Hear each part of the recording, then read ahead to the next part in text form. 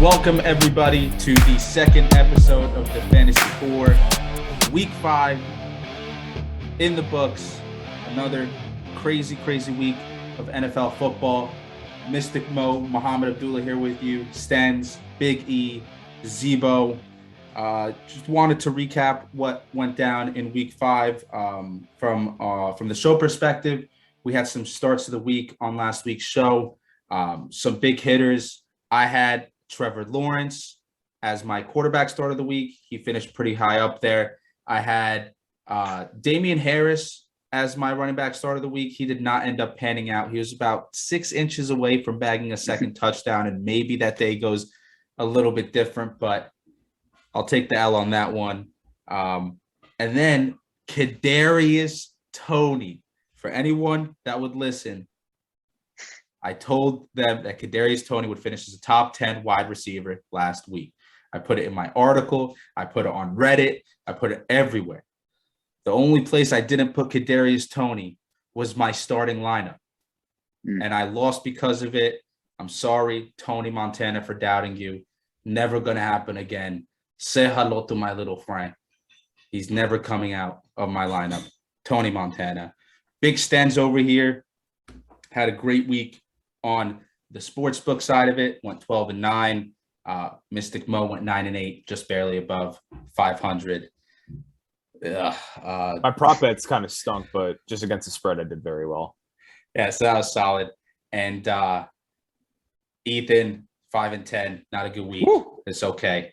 It's okay. We'll recover. Can't win them all. Zebo 4-7, a little bit lower, but we'll call it a statistical anomaly. 6-6. Hold on. Wait, maybe. I don't know. I'm looking at this. I'm looking at this sheet right here. It says 4-7. You're 11-11 on the year, though, so that's good. That's what it was. That's what it was. Yeah, you went 7-4 our test run week, and then you flipped it in our first actual week. So yeah, I'm still in preseason mode, so you got to give me another week to get up to speed. Yeah, this is week 2 NFL season. Yeah. The starters aren't in. It's not week 3 of preseason. That's when the starters come out. And real quick, before jumping into this, Kadarius Toney had that game, and he got thrown out too for punching the guy with the helmet on. Yeah, I'll never understand that. Ever. I'll never understand that. Also, in that same game, broke OBJ's giant rookie record for receiving yards in the game. He gives me like OBJ vibes. So if that means he's gonna have like, I hope so, because I picked him up before that performance, and like I said, he sat on my bench, and like I said, womp womp, I lost, sitting at 1-4. But without further ado, I think we can get into week 6. We're going to do the same sort of thing, give you some insight, give you some fantasy pointers, players that we like, the bets that we like, every single matchup. This is part 1, where we're going to do half of it, and then on tomorrow's show, we'll be doing the other half. Without further ado, Stens, it's all you. Thank you, Mo. All right. So we get back into the action tomorrow, or when we're recording this. Today's Wednesday, but Thursday night, we have Tampa Bay at Philly. Opened up at -7.5 in favor of the Bucks. The line is shifted a little bit towards the Eagles. It's sitting at 7 right now. The over-under is at 52.5. It's going to be 70 degrees. No rain, a little bit of wind. So there's 2 bets I like here. Off the bat, I like the Eagles here. I think they can keep up with the Bucks. I really like the Eagles offense. They had a stinker of a week last week. And I mean, they won, but it was just an ugly game. And they got lucky on that one play with the Panthers where the ball went out of the end zone and it was a safety, and that each could have been a touchdown. So I'll go with the Eagles at home here. And then my other bet I like here is I like the under in this game. I think the number is a little bit too high. Thursday unders are 13-4 when the line opens up at 53 plus, and it goes under by an average of 10 plus per game. So this is just a natural, it's Thursday night. Now we're getting to the middle of the season. Thursday night games are weird, although they've all been very entertaining this year. So I'll take the under, and I'll take the Eagles. All right. I like that. I am in agreement with you on this one in terms of the spread. I like Philly here. The Buccaneers, Tampa Bay secondary is doo-doo. If Richard Sherman is in your secondary in the year 2021, you got some issues. So actually, my quarterback start of the week, right off the bat, Jalen Hurts. I think Jalen Hurts is going to have a game. The secondary for Tampa Bay sucks. Devonta Smith, by nature, I think will also have a big game. He's not my wide receiver start of the week, but I think he'll have a big game. And then I also think with the Dallas Goedert news, Zach Ertz is a phenomenal tight end play. If you're the Kyle Pitts owner, Dallas Goedert dropped a touchdown last week too. Is brutal. Yeah. Just want to say. So I mean, if you are the Kyle Pitts owner or someone else that's on bye, or you just need a plug and play tight end, I really like Zach Ertz here. And then also, last thing on fantasy, I think this is a Sanders bounce back performance. I just traded for Miles Sanders, so I'm a little bit biased. But more than that, I think it'll be a true colors, like show us what you got kind of matchup. If I think the Buccaneers are going to get out to a lead here, if Miles Sanders doesn't get touches and they turn to Kenneth Gainwell in that position, I think that'll be an indictment on Sanders for the rest of the year. And it'll really, cause his stock to take even more of a significant hit than it already has. But I'm holding out hope that he bounces back. But for overall, give me Philly plus 7.5 here. Yeah, I'm gonna go with the Eagles hype train here as well with the rest of y'all. I think throughout history, the way to get after Tom Brady is in trenches, always pressure up the middle, can't move. That's what the Eagles have. They got Fletcher Cox, Hargrave, all those boys up front. I think they put pressure on Brady. I don't think they win this game outright, but I think they'll be able to keep it close and cover the number. I think Eagles will be able to take advantage of the depleted secondary, Rager, Ertz, Smith, all those guys. And I think the Eagles secondary is a little underrated. Darius Slay is always big play Slay. I think he'll be able to shadow AB or Evans. And I know Godwin's been banged up a lot this week as well, so might not be at full strength, and Gronk's still out. So give me the Eagles plus 7.5. I really hate hearing Mo say Jalen Hurts at the start of the week because that is the most important player in my lineup. And now I'm expecting him to drop an absolute donut for me due to Mo saying it. But I did well last week. I went 3 for 5. Well, the thing is with Jalen Hurts is he could play bad like last week and still have a great fantasy game. His floor is probably the highest in the NHL. Like I don't hate that. He's had like 2 terrible weeks and he's put up like 23 in each. Love having you. But unfortunately, I'm also on the Eagles, so no one's gonna make any ground on anyone here. Yeah, fade us. That's not good. That means take the Bucks. Yeah, I gotta take the Bucks here. I'm a big believer in the public money thing. Eagles right now, 29% of the bets, 52% of the money. Big disparity there. The Bucks having 71% of the bets. Line hasn't moved much.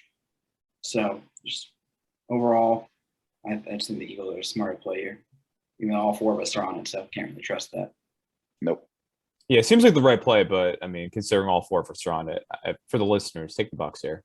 But I was thinking of taking the Bucks, but I faded myself, so I took the Eagles. So maybe that'll counteract it because I'm terrible at this. So. And also, it's worth noting the Tom Brady thumb injury thing.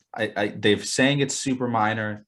Okay, we can believe that it's super minor, but even just like something being a little bit off with the thumb in your throwing hand I could see that causing some sort of issues. So that's why I'm especially on the Philly 7.5 here. And real quick before we jump to the next game, I know you mentioned Hargrave, who's the defensive tackle of the Eagles, Ethan. And just for the world to know, back in high school, because Hargrave reminded me of Vernon Hargraves, I told Ethan that he was going to be like a surefire Hall of Famer. Like I've never been more in on a prospect. Yeah, I remember about this too. Hoffer out of Florida. Yeah. He was a GOAT, top 10. I was like, no doubt in my mind, it's gonna be like a Hall of Famer. He was in the J-Ram class, right? Yeah, I think he was. I liked him more. I liked him more than him. Yeah, I remember you call him a Hoffer, and I really didn't know that was coming. So, just want to let the world know that I had that awful take, and at the very least, he is still in the league. So I got that going for me, which is nice. Yeah, that's nice. You can't win them all. No. All right. our next game, we're back in London again. Woo, I promise town. I got hyped about the Jets last week. I'm not going to spend as much time on this London/Tottenham Stadium game because weird stuff happens, clearly. So this time we got another bad matchup because that's all we do when we play London games. We got the Dolphins at the Jags. Jags are technically the home team here. I feel like they've probably played the most London games out of any NFL team in history. Yep. It's going to be 65 degrees. Right now, the spread is -3 in favor of the Dolphins. Very ugly game.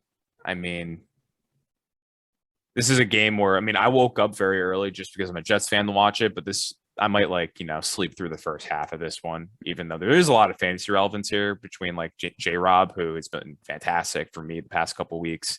Myles Gaskin had a great game. I'm sure everybody had him on their bench though, because he had that stinker 2 weeks ago. But sticking to the spread, I'll take the Dolphins here. I believe in that curse and that tweet of when they went 1-0 and they tweeted out that video of the locker room of Gardner Minshew saying we're just getting started, and they haven't won a game since. So I believe that's the curse, and I will take the Dolphins. That's my only reasoning. Nice. I couldn't get myself to bet anyway on this game. I have no interest in it. There is Tua going to play? Is he not going to play? Is it even going to make a difference if he does play? It's an ugly, ugly football game. This is payback for what the British did to us many, many years ago. We gave them the Jets. Never forget. And this week we're giving them Urban Meyer. It's just like they should ban the NFL from England at this point. But that being said, I do have a lot of fantasy takes on this. Sell Myles Gaskin. Get rid of him. Torpedo him into the sun, take advantage of the fact that he just had a monster week, right? That came off the back of a majority of the receiving work. I think did he have 9 carries for 36 yards or something like that? And he didn't have a lot of carries, and he's averaging 5 yards a pop from the backfield, but he doesn't get a lot of carries. But he just had he's a receiving threat. He went what, 10 for 109 and 2 touchdowns or something like that? Yeah, he had 10 catches. Yeah, so that's not going to happen. I don't think that's going to continue to happen. They're going to be down in a lot of these games, and they're going to be forced to pass. So, I'll disagree with you there, but I'll hear you out. Yeah, I don't know. I would think that. I don't think Myles Gaskin value is going to go any higher than it is now. And I think, of course not. If you could package him, if you could take Myles Gaskin, package him with something else, and get an upgrade at a position that you didn't upgrade for, that would be the move. And also, I'm very interested in Jalen Waddle and seeing how the return of Tua is going to affect how the team uses him, because right now they're not really using him the way that we saw him in college. That being said, it's unclear if he's going to start though, right? He returned to practice. They designated him, yeah, but they don't know yet. Yeah, okay. So I don't know. That's another reason why I didn't bet on the game, because there's just so many different factors to it. And then the last point is Shenault. I wasn't so much concerned last week. I think maybe it's just a one-off performance. But if he comes in this game and he doesn't do well again, I would sound the alarm on Visca, just because if they stick with Tavon Austin, and I don't even remember who the fourth receiver on that team is. Someone in the slot. They moved Visca out of the slot, and he saw 3 targets, had 1 catch, and luckily that catch went for 58 yards and salvaged his day. But if he doesn't do something this week, that would be an issue. And then hopefully this is a spot for Marvin Jones to bounce back as well. I just made a face because I didn't know Tavon Austin was on this team, and then I Googled him and I saw he had 5 for 54. So I'm shocked. Yeah, that's the thing. And so I had I was super high. I actually sat Kadarius Toney for Marvin Jones because it was the Titans secondary. Idiot. It was the Titans secondary. The Titans secondary had been getting lit up. I gave out the Marvin Jones pick on the show too. You probably got the juice getting lit up all year, and for some inexplicable reason, the Jags go into that game and then just never looking Marvin Jones or never looking Shenault's direction. It was the weirdest thing. Too much talk about the Jaguars, but we'll see how it goes. Take away, sell Myles Gaskin, get rid of him. Trash. All right. Big winner of this week is definitely Urban Meyer. With all the John Gruden news, I think everybody has forgotten about Urban Meyer. And he gets to go to London, so he gets to just leave the country altogether. So just win-win all around. So I will be taking Jacksonville for that reason and that reason alone. Get the bad juju. Bad juju is left in North America. You got to go to Europe to win for Jags. That's their home city. So I'm going to take Jacksonville. The one thing Urban's got to be careful of, drinking age in England is 18. Make sure he knows that. Don't want to get more in trouble. So I'll take Jacksonville. I don't know why. All right, then. Good point on the drinking age. Yep, you got to know. Everyone watches this show. We're just giving him a heads up. Yeah. Be careful. He actually phoned in last week. He was very upset with the words that Zebo used to describe his wife. I'll stand by it. Shelly. But definitely not. Don't have a play in this. This game's going to fucking suck. No interest. I'm still going to look up because I'm a degenerate. I'm going to watch the shit out of it. But I don't want to have money on it. Tua, according to Dr. David Chow, the GOAT, but also, probably killed Junior So. Jesus. Oh, my Lord. Did he kill himself? He was gross negligence was the case. But CTE. Chow said expect Tua to start this week, so I'll take him at that word. It's a very, very solid word. Definitely disappointed Jalen Waddle last week. I was expecting him without Devontae and without Will Fuller, who can't stay healthy without PEDs. He didn't do shit, but also he had Jacoby Brissett back there too. He can't make anyone look good. So hopefully with Tua back, Jalen Waddle will actually see like 15 targets like he did a few weeks ago, but have more than 40 yards. Then on Jacksonville's side, I agree with Ethan on the Urban thing. Definitely get the bad juju out of there. Yep. So J-Rob will be good. 250 and 250. He thinks he's playing like Troy every week as he's Ohio State. Yes, yeah, sir. J-Rob is going to feast. He's getting to that 250 rushing yards. It doesn't matter what it takes. Carlos Hyde's probably gonna have like 100 of them. But yeah, so definitely don't have a that play call on fourth and 2, so bad, or 4th and goal, like 2 yards out. They straight up the middle with Carlos Hyde. Inexplicable. He's so biased towards his former college players. It's gross. Yeah, so bad. All right, we definitely spent too much time. I preceded this segment saying let's not, and we talked about it too long. So anyway, next game we get the Rams at the New York Giants. I mean, at the beginning of the Giants and Cowboys game last week, this on paper was a really fun game, but unfortunately the Giants had everybody on their offense get hurt this past week. Very scary injury for Daniel Jones. I haven't seen a concussion like that bad in a while. Like he was like a little like drool coming out. He was wobbling. He was wobbling. I haven't seen that in an NFL game in a while. So prayers up to him. Prayers up to Saquon. Hopefully they come back. So this opened up at only -3.5 in favor of the Rams. But obviously the injuries happened. It has ballooned up to -9.5, and the spread is at 48.5. It's going to be 60 degrees in New York at MetLife Stadium. I will take the Rams here. I do not trust whatever the Giants have on offense that's not named Kadarius Toney. Mike Lennon, the neck. Let him play neck. Yeah. He's kind of got upstage because David Mills has an even thicker and longer neck. And I don't know. This is probably just a not really a get right game because the Rams don't need it, but this is their offense will be clicking and firing all cylinders this game. I don't see how the Giants even get up for this game. I'll take the Rams. If Danny Dimes plays, right? We saw Teddy Bridgewater get a concussion, and then a week later, or the very next week he was in. We'll see how Daniel Jones progresses. If Daniel Jones is playing, doesn't matter who is back or who isn't back on the offense, as long as Kadarius Toney Montana is there. Give me the Giants plus 10.5 if Danny Dimes is playing. Okay. Give me Tyler Higbee as my tight end start of the week. The Giants poppycock, just really, really bad against the tight end. So that's why Tyler Higbee has been pedestrian thus far. However, through 5 weeks, he's seen 5 end zone targets. So he's being looked at in the red zone. He's being looked at down the stretch.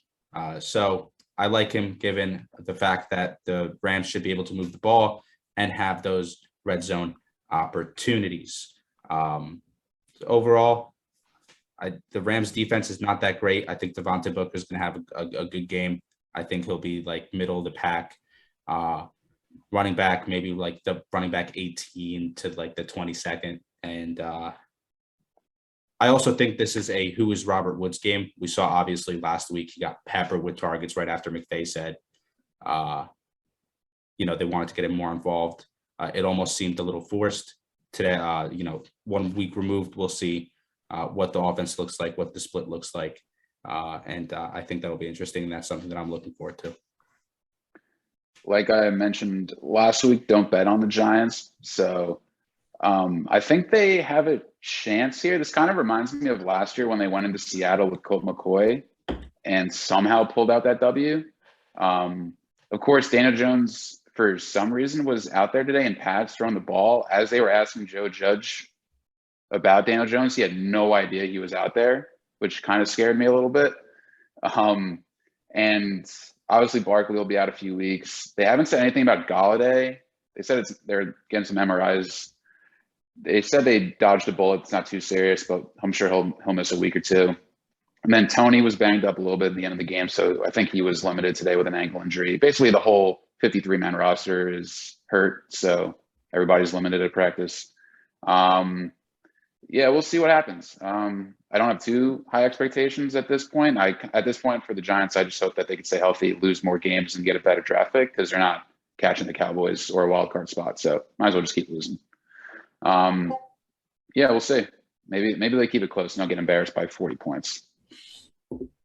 As a Giants fan, also not putting money on this. Agree with Ethan. I've been on the tank train for 5 years, ever since Gettleman had the worst draft pick possibly in franchise history. At that number 2 overall was someone I will not name.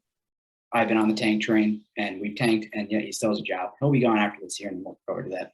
You get Matt Corral or Malik Willis, or even just a guard, because I trust DJ a little more now. On that Joe Judge point, Danny Dimes definitely violated concussion protocol today. Absolutely.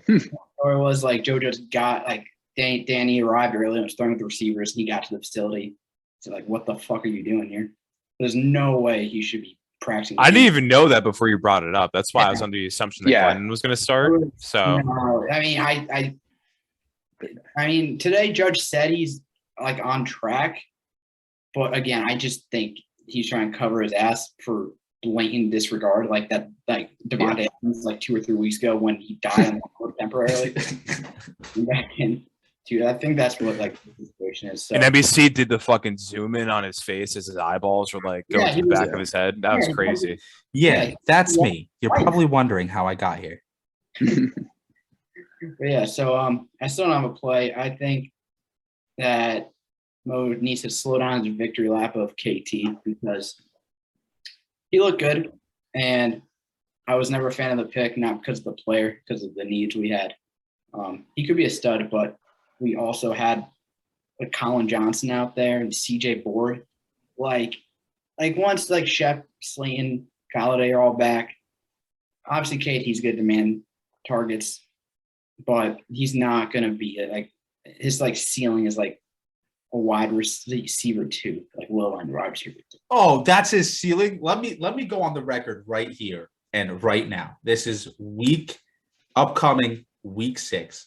Kadarius Toney will be a high-end wide receiver 2 or a low-end wide receiver 1 rest of season.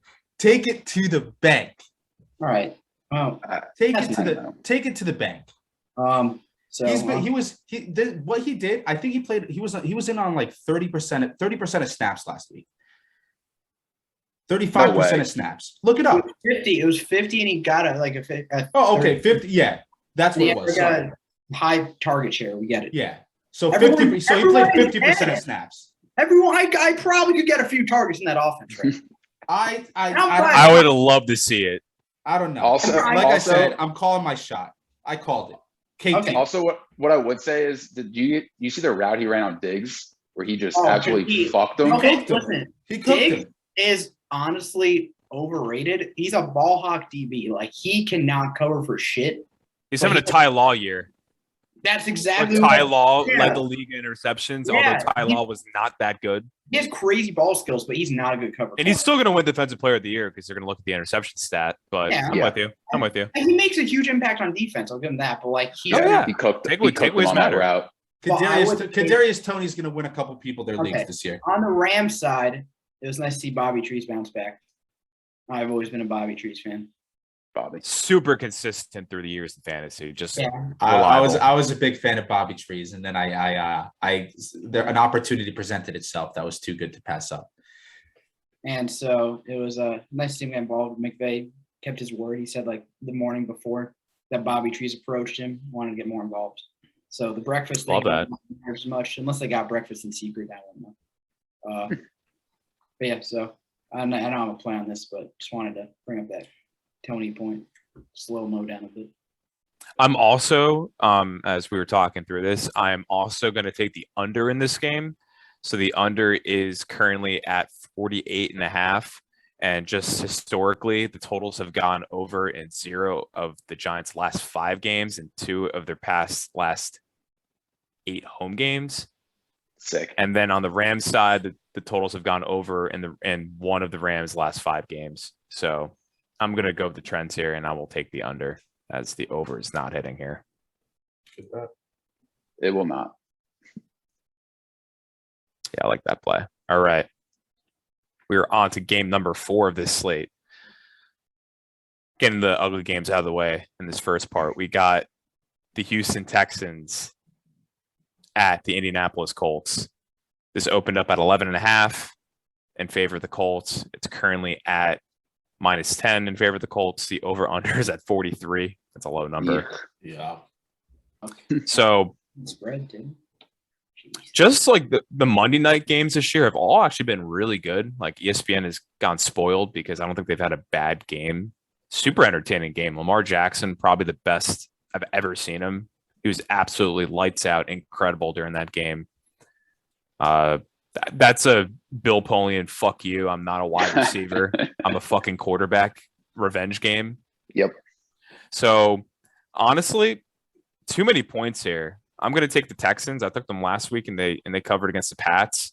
And here, the Colts are coming off a short week. That was just an emotional, absolutely devastating comeback loss. And the Colts, simple plan, they're just not that good. I like the rushing attack. Michael Pittman's a beast.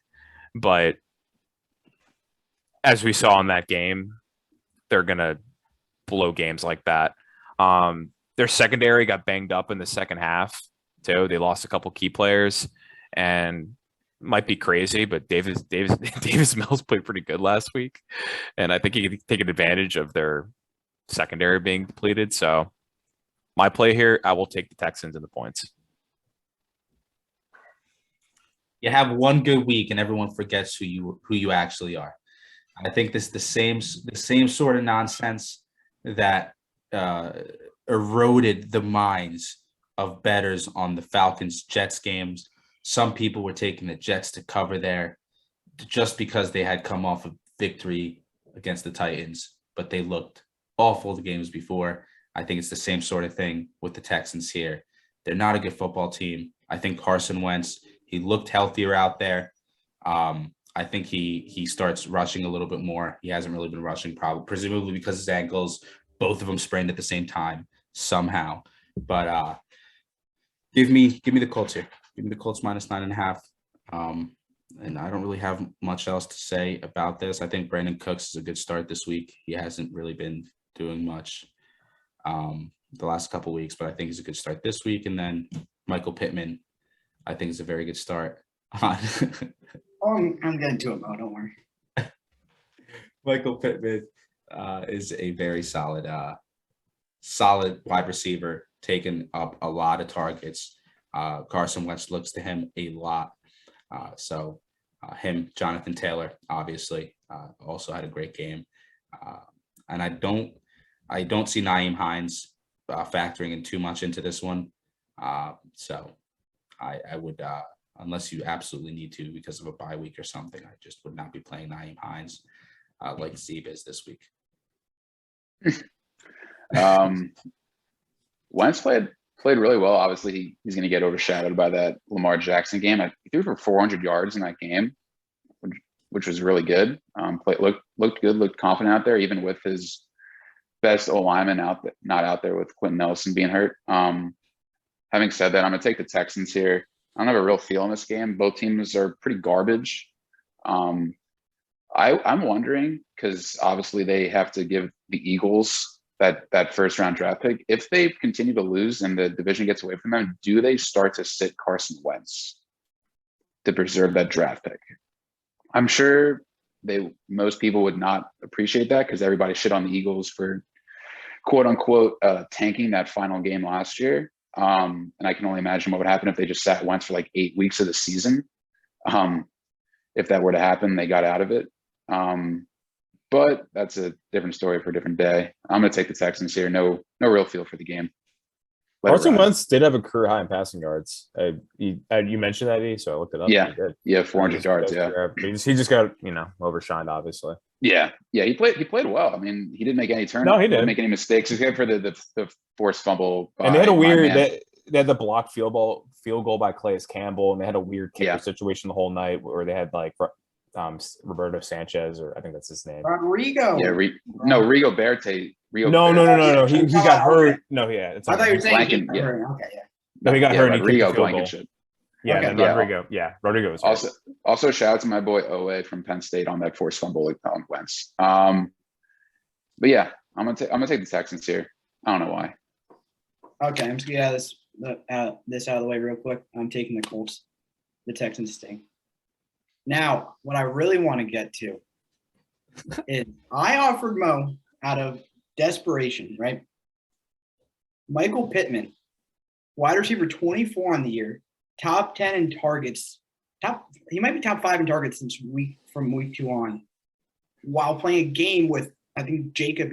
Did Jacob Eason start a game at all this year? Or did Wentz come back? No, he didn't start a game. Okay. Well, Wentz had like half an ankle total. So Michael Pittman, right? Like all that. I offered him for Alex Collins, the backup running back on a team whose quarterback is Geno Smith, with Rashad Penny, the actual backup, coming back this week. Oh, Rashad Penny, the actual backup, the one that we've heard about for the last X amount of years. He's the most talented running back to never fucking play. I offered Michael Pittman for Alex Collins. Straight up. Fucking consider it. Didn't even consider it. Didn't even bat an eye. And Chris Carson is practicing this week. He is going to play this week.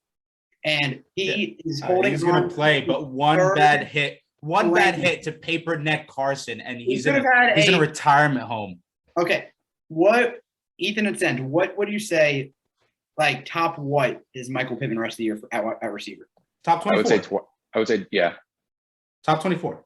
I mean, his stock will take a dip a little bit when TY comes back, but probably not by much. Yeah, I'd say top 30 minimum, right? But Alex Collins, he didn't even get good stats when Carson was out. DJ Dallas looked better than him. That catch that Michael Pittman had was legit. Michael Pittman. That was incredible. Man, and I offered him for Alex fucking Collins, who, how long ago was he on the Ravens? Like, I'm pretty sure you served Justin Forsett. Like, congratulations. Listen, Justin Forsett had one really good year. The way that I see it is you as the Chris Carson owner, right? I like the upside that I get with Michael Pittman. Like, I have Justin Jefferson. I have some other receiving options. Marvin Jones. No, not anymore. Marvin Jones in your lineup. And you said no to Michael Pittman. Settle down. Not anymore. And they were close on the season before this game. So, they were relatively even, both of those players. You see the targets, and Wentz is healthy. Like I said, the potential if something happens to Carson, Alex Collins becomes like if he's on the waivers, right, and something happens to Alex and something happens to Chris Carson, right, you're blowing 100% of your fab to get Alex Collins. No, you're not. Rashad, come on. Chris Carson had 8 points, and he was on the field for like 95% of the snaps. Yeah, but they were playing from behind against the Rams, and like it's negative game script. Like there's a whole bunch of reasons for it. 15 carries. Cry me a river. We're spending way too much time on these shitty ass games. All right, I got super mad last night. We could go on. All right, Colts -10. Okay. While we're on it, I Googled myself just to fact check if Jacob Eason starts a game. And the top story when you Google Jacob Eason is NFL Colts quarterback Jacob Eason's hot girlfriend stunts in tiny bikinis, quote unquote, smoke show city. So if you want to check that article out, Google Jacob Eason. Jacob Eason 2021 MVP. By 2 paragraphs, which I'm sure isn't also that esteemed website. That Georgia QB room was fire. It was Eason, Fromm, and then Fields. Yeah. Good point. Yeah, you could say he's Eason from Fields. What? Next. No comment on that one. Okay. All right. We're moving to a non-shitty game. We got the Kansas City Chiefs in Washington taking on the football team. Chiefs are favored. Line open at -6.5. It is still at -6.5. The over-under is at 55.5 right now. So I feel like ugly game for the Chiefs last week. I cannot see them not winning this game. And the question is, do they cover the spread in this game? I'm going to say yes. Washington's pass defense stinks. And then I think the Chiefs, especially this year, they're fine against the bad teams. And they score plenty in those games, but they've been bad against the good teams. And I will classify Washington as a bad team. So I feel like this line might even raise up a little bit more before game day on Sunday. So I'll take the Chiefs here. I don't love it just because the Chiefs are so bad against the spread, but they need a like a get right game. So I'll take them here. Yeah, I'm gonna go Chiefs -7 here.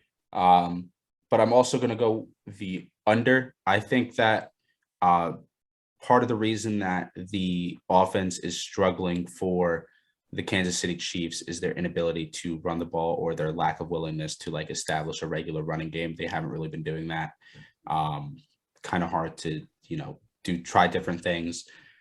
That being said, I think that they try to establish the run here. I think that they use both Darrell Williams and Jerick McKinnon to do some damage on the ground.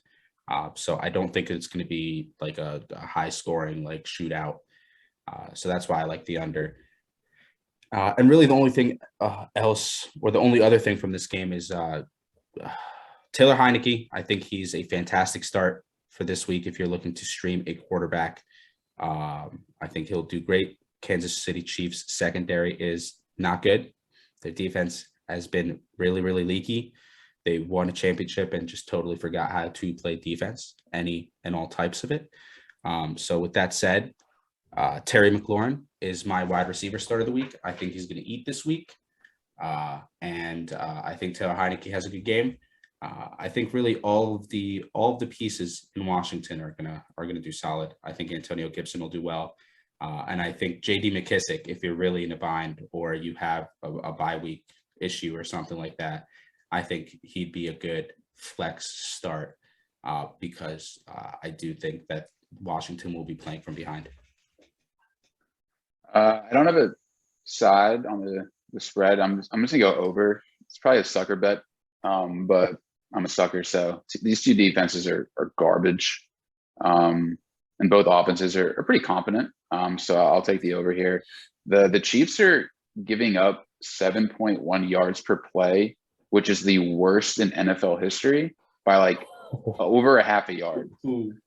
So basically, anytime you're playing the Chiefs, you become the best offense ever. So They've been the victim of some really bad penalties, though. Like that Frank Yeah. Clark roughing the passer penalty on Sunday Night Football was absolute Yeah. bullshit. And the NFL needs Yeah. to clean up their fucking act. The refs this year have been pretty bad. I mean, also like in that Chargers Browns game, the flag on Mike Williams down the sideline was terrible. Terrible. The refs have been also in awful. I don't know how many of you watched the Jets game, but Quincy Williams had an awful rough in the pass call. It was like a textbook tackle and he got a call for rough in the passer. Just bullshit.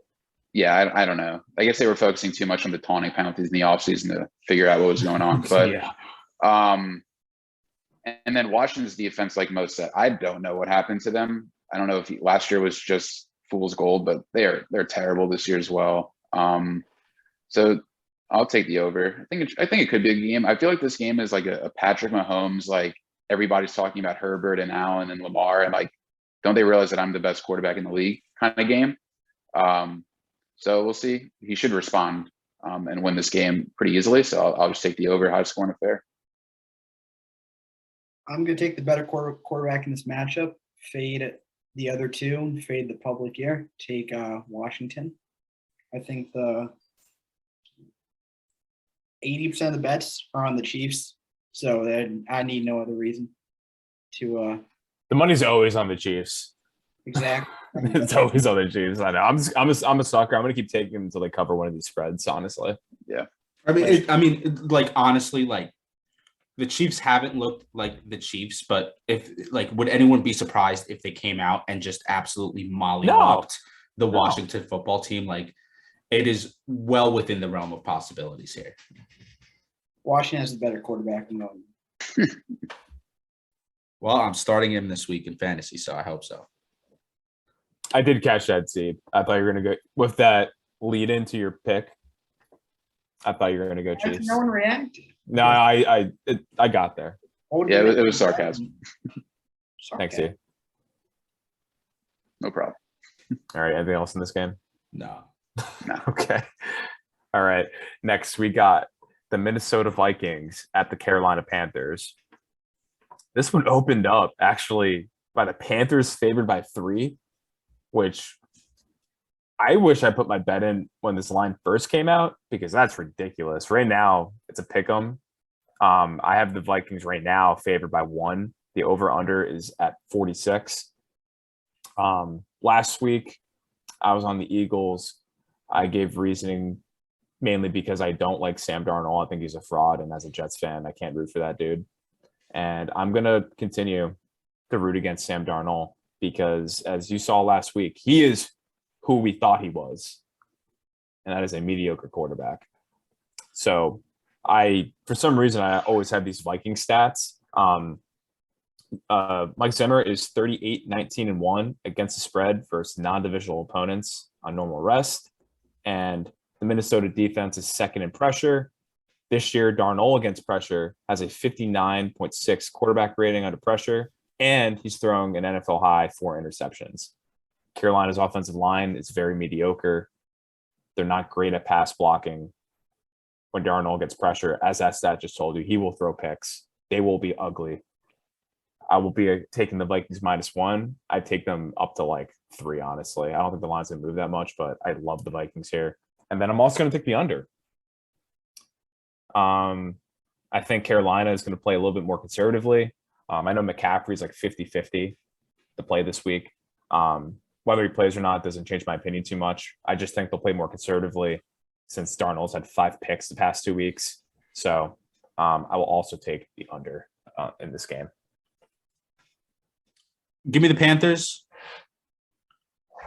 Vikings offense has fallen flat in recent weeks. I don't know what it is, but I'm not going to go against the momentum there and just assume that they're going to have a good game against a pretty good defense, right? Like they're not like a top 5 defense, but they're a pretty solid defense in the Panthers. So I like the Panthers here. Stens doesn't like Sam Darnold, and like I said last week, I love Sam Darnold. Yin and yang. Sam Darnold is going to finish a top 10 quarterback this year. Book it, take it to the bank, and I will take Zeeb's money to the bank when it happens. Give me Carolina. I'll take Carolina as well. Minnesota had absolutely no business winning last week against Detroit. Somehow pulled that game out of their ass. Carolina also has not looked great. They're similar to Denver, where they just beat up on the bad teams real early, and now they're starting to get exposed. But I don't consider Minnesota a top-notch team. So I'll just take Carolina, especially if McCaffrey comes back. If he doesn't, I might lean to Minnesota, but at this point, it looks like he should play. So I'll take Carolina. I think DJ Moore, Robbie Anderson, those guys hopefully get back on track. Minnesota deep secondary is not great. Patrick Peterson is not himself, not the Arizona Cardinals Patrick Peterson. So I'll take Carolina. Can't believe you actually just mentioned Robbie Anderson as if he's going to touch. Not a factor. He stinks. Zylstra. I keep forgetting the dude's name. He's more talented. But I don't have a plan this, and it's mostly because of the Panthers' injuries. McCaffrey's 50-50. While I don't think running backs matter, and that will be always my stance, I always stand by that. McCaffrey is the one running back in the NFL that matters. I think Shaq Thompson's questionable, CJ Henderson's questionable. So super sketchy there for the Panthers. This could be a revenge game for your guy Zylstra, because he is from Minnesota and he went to notably football powerhouse Concordia College in Moorhead in Minnesota. So Minnesota revenge game. Take the over on Zylstra catches, which I'm assuming is probably at half. Is that a play for you? No, absolutely. Write it down. That is throwing money into a furnace. But Minnesota. Yeah, also, is Dalvin Cook playing? It looks like I think he was limited today, right? Yeah. So I mean, running backs don't matter. Who cares?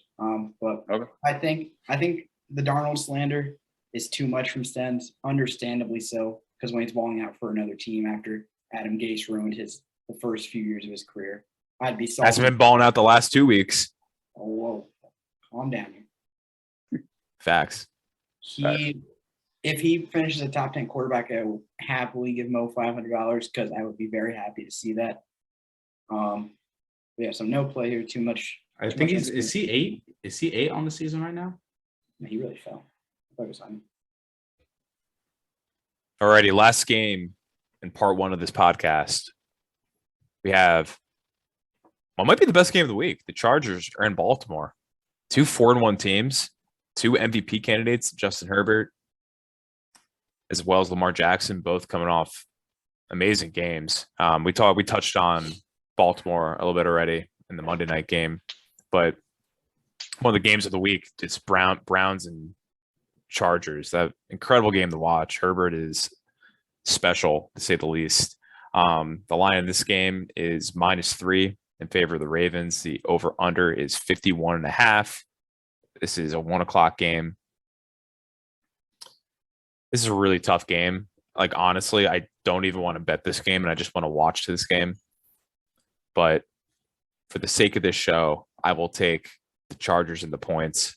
I will keep riding Justin Herbert until he lets me down. Should be a dynamic game. Hopefully there's a lot of points. I'm not going to make a play on the over-under, but I just hope this is an entertaining game. Ton of fantasy-relevant players. The Ravens' backfield was an absolute mess, but Mark Andrews had one of the best games by a tight end this year last week. He's catching everything. And then on the Chargers side, I'm looking for Keenan Allen to have a bounce-back game. I'm an owner of him in a lot of leagues, and hasn't had a great year so far. Obviously, Mike Williams has been the beneficiary of most of like the touchdowns, as well as all the tight ends on that team. So I'll look for Keenan Allen here. I'm not going to make any prop play here, but look for Keenan Allen to have a bounce-back game. And yeah, like I said, I'll stick with the Chargers until they let me down. So I'll take the Chargers and points. Yeah, give me the Chargers. I like the same rationale. I think that the Chargers secondary is much better than the Colts secondary. So Lamar Jackson did light it up against the Colts. Indisputable or undisputed. Great game. Skip and Shannon, undisputed. But yeah, undisputed.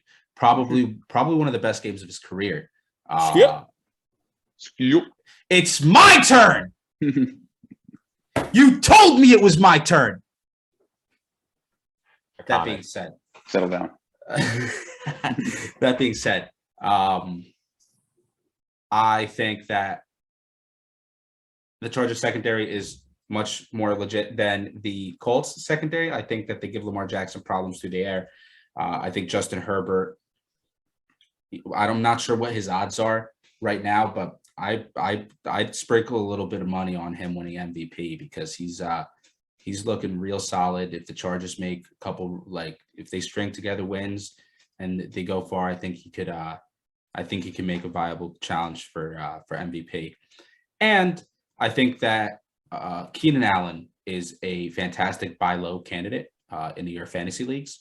If you have a fantasy owner, unfortunately, the owner in our league is the ever mysterious Blake, who you'd have to give him your firstborn child, the rights to your firstborn child, intricate raps, in order for him to give you anything. But if you could get Eckler right for a fair deal, I think that he has bounce back potential in the second half of the year. Not Eckler. You said Eckler. I'm sorry, not Eckler. Yeah, sorry. Yeah. Keenan Allen. There you go. Just making sure. Sorry. Yeah, no, Keenan Allen. I think he has fantastic bounce back potential in the second half of the year. I think that the favoritism towards Mike Williams, I'm not sure that continues all year. I think maybe it balances out as the season goes on. Time will tell, but I like Keenan Allen as a buy low candidate, and I like the Chargers. I'll take Baltimore here, mostly because I had Baltimore last week in my survivor pool, and they pulled that out of their ass to keep me alive for another week. So got to give love. I think this is going to be a great game. It's Herbert versus Lamar, probably two of the top three quarterbacks under 25 you'd start a franchise with today, I'd say. Baltimore's defense was not what I expected. They did not look good against the Colts. Wentz tore them up, and I can only imagine what Herbert will do to them if they play the same way they did last week. Like most said, Chargers secondary is good. Lamar definitely won't have a game like that, but they did miss out on their 100-yard rushing game record, so probably try to start that up again. Maybe get it going game one against the Chargers, see how it goes. But yeah, I'm picking Baltimore just because they saved me last week. So, but I'm just rooting for a good game, which it should be. I don't have a play here. Normally I would, because 90% of the bets are on the Chargers. That's egregious. I saw that too. That is absolutely absurd, and Vegas is going to absolutely just demolish the assholes of many, many better. But I see the Ravens as just a worse version of the Browns, pretty much built on the same principles. But the Chargers had their way with the Browns last week. Not had their way, but they won. So I don't see. So while the public is definitely way too heavy on the Chargers, I'm not going to join either side. So I don't have to play there. And also, I don't think you're saying favoritism for Mike Williams. It's because he's a significantly more talented receiver. He honestly might be a top 10 receiver in the league. And wow. It's true. Like, if you watch, have you watched any Chargers games? Dude's just good. And when he has a future Hoffer throwing it to him, I agree. I'm no disrespect to Mike Williams. No disrespect. But Keenan Allen is not a scrub. He's not. No. Word to Stephen A. Smith. I think he'll bounce back. But Mike Williams is better. They've been missing on like some deep passes. I didn't slander Mike Williams at all. I'm just saying a couple of these deep passes Keenan Allen's are going to start. I agree. That's all. I think he can bounce back, but the favoritism, Herbert's going to keep going to Mike Will. And on the Ravens side, contract year. It is a contract year. Ravens side with the running, they don't have a running back. Tyson Williams might be the least talented man in the NFL. That's so unfair. Tyson Williams. I have someone in here who called him a league winner and dropped 153 out of 200 fab on him. I won't say names. That was me. You got to risk it to get the biscuit. And Tyson Williams, it's inexplicable that they do not use him. Like, he's by far the most efficient running back out of the running backs on that roster by far. Like Mo also Smart. missed on like a 6 or 7 like leg same game parlay because he bet on a Tyson Williams anytime touchdown. So oh yeah, that was I want to mention that too. pain. Every single one hit, the exception of Tyson Williams scoring a touchdown. I dropped him. He's dead to me. That's The, dumb. the fab I spent on him. Devontae Freeman was on the field instead of him. Le'Veon. He's a corpse. Yeah. And he's Le'Veon. better, probably. He's just somebody that I used to know. That being said, while we're on the Ravens, Rashad Bateman, if he is out there, Pick him up. I've had him stashed on like my IR spot for a while. I'm ready. Yes, sir. Pick him up. Pick up Rashad Bateman. Marquise Brown, he's a stud. I think he is elevating himself into that like top upper echelon, especially if Lamar Jackson continues to throw it as much as like they have. I don't know if he'll continue to do so. And it's still like to be determined how Rashad Bateman's presence is going to affect Marquise Brown. But with Lamar throwing more and with Marquise's talents, it's hard to argue against the fact that he might be in like the company of like the upper wide receiver talent. Did you see him call out Bart Scott today? I did not. Yeah, apparently Bart Scott said like he wouldn't start on any of like the good teams. And he quote tweeted the video. It's like his name Bart, what you expect. Pretty good counter. Sorry to all the Barts out there. That is just a tough name. Can't wait. All right, right. great post game. Thank you. Well, I think that wraps it up for today's episode. We're breaking it up this week. This is first half of games. Tomorrow we'll be releasing the second video, and it'll be the second half of the games. Same sort of format. We are doing a subscriber giveaway, an autograph. We were talking about Justin Herbert. I like him for MVP this year as like a little sneaky play, future Hall of Famer. How would you like to win an autographed Justin Herbert jersey, authenticated? All you got to do, go to www.thefantasy4.com, scroll down, put in your email, subscribe, and then verify your email, and you'll be automatically entered. That's the best way to get, the quickest notifications when any sort of content gets dropped, articles, videos, whatever it may be. We're dropping articles several times a week.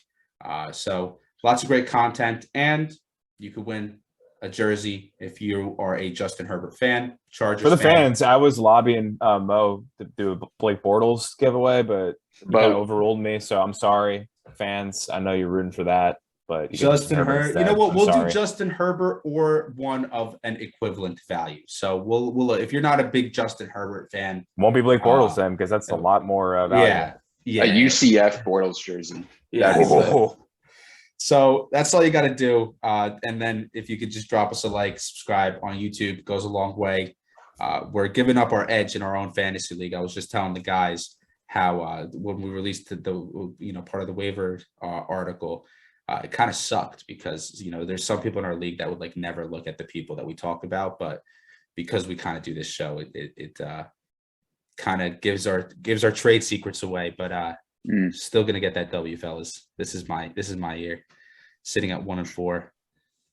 We like to play from behind. Thank you so much, everybody, and we will see you tomorrow on next episode, the second half of week 6.